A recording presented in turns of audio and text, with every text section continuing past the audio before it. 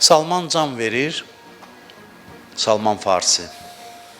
Səd ibn Əbi Vəqqas deyir, başının üstünə gəldim, gördüm ağlayır, narahatdır. Deyir, dedim, niyə narahatsan?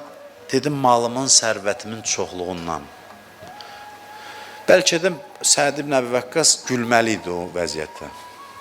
Çünki Salmanın bütün mülkiyyəti bir dəridir, bir də boxçası vardı. Bir dəfə sel gəldi şəhərə, deyir, hamı qaçdı evinə falan, bu götürdü boxçasını atdı çininə, o dərini də vurdu qoltuğuna, getdi təpənin üstündə dayandı, dedi, bax, görürsünüz, yükün yüngül olanda belə adam aram olur, rahat olur. Deyindi, mən narahatam ki, birdən bu da çox olar. Bilirsiniz, gərək hədisdən düz nəticə çıxardasan, hadisədən. Bir adam dünyasını dəyişir, fabrikləri var, zavodları var, milyonları var, bu pis bir şeydir, xeyr. Pis bir şey deyil. Baxır ki, qəlbi nə vəziyyətdədir. Salman buna işarə edir, yoxsa demir, hamı məsələn kasıb ölsün. Kasıb ol göstərişi dinimizdə yoxdur. Salman bunu çatdırır ki, bəlkə bu az məhdud dünya neymətinə də arzularımı bağlamışammış. Bax, söhbət onun mənəvi durumundan gedir. Yoxsa adam milyonlar da qoyub gedə bilər, Allahla görüşə tam, necə deyim, o qəlbi aram şəkildə gedər. Əsas məsələ odur. Yadınızdadır, bunu çox keçmişdə danışmışam. Deyir, bir nəfər dərviş eşidir ki, bir zahid var filan şəhərdə, gedir onun görüşünə, gedir, deyir, qapısını döyür, görür ki, bu zahidin qulluqçusu gəldi, qapını açdı.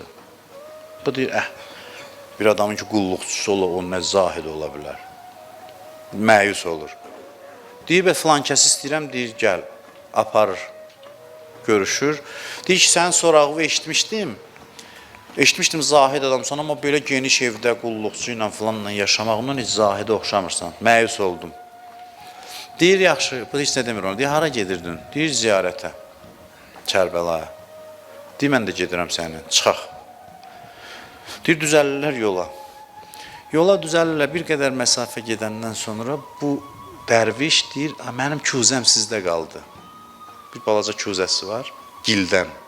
Küzəm sizdə qalıb. Deyir, narahat olma. Qalıb, gedib qaydanda. Biraz gedir, deyir, o küzəm qaldı sizdə. Axır məcbur eləyir qayıtmağa, qaydanda deyir, görsən, bir küzəm var, ondan qopub ziyarətə gedə bilmirsən. Mənim o boyda evim, mülküm, xidmətçim filan, bir dənə sözlə, yəni dedim ki, gedirəm, düzəldim yola, heç fikrimdə də olmadım ki, orada nə qaldı, nə oldu, necə oldu. Tapşırdım Allaha, çıxdım, getdim. Salmanın dediyi bax budur ki, yəni qorxuram ki, azda olsa ürəyim ona bağlanmış ola. Ona görə deyir ki, Salman Farsi haqqında deyir, oturmuşdu Peyğəmbərin yanında, Həzrət Əli danışır özdə bunu. Əli əleyhissalam öz dostunu, Salmanı tərif eləyir. Deyir, oturmuşdu, bir çöl ərəbi gəldi, itələdi Salmanı o yana. Onlarda da vardı vəhşilik. Gəldi, adam kimi davrana bilmirdilər. Vəhşi kimi gəldi, itələdi onu, kənara gəldi, oturdu Peyğəmbərin yanında. Peyğəmbər o qədər narahat oldu ki, alnı tərlədi, deyir, onun o cür rəftarından. Salman pərt oldu filan, narahat oldu. Deyir, heç nə də Peyğəmbər aramlığını itirmədən o bədəvi ərəbə dedi ki, bilirsən kimi itələdin? Deyir, o kəsdi ki, Cəbrail mənə nazil olanda Allahın salamını ona çatdırır. Cəbrail gəlir, deyir ki, mənim salamımı Salmana çatdır.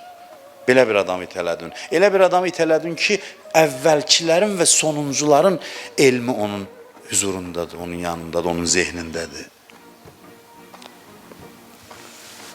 Qayğısına bax, dərdinə bax. Deyir, ya Rasulallah, eşitmişəm, sizin övladınız zuhur eləyəndə bəzi insanlar rəzət eləyib qayıdacaqlar.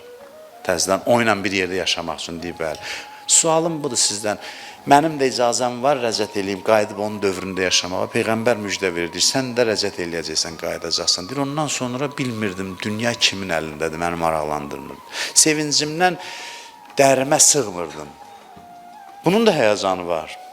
Kimdir bunun həyatı sönüydü? Bunun həyəcanı ali səthdədir. Bu öz aramlığını o aşağı səviyyəli arzularla pozmur deyə, o arzuların da özünə məxsus həyəcanı var ki, o stressiz həyəcandır. O xoş bir həyəcandır.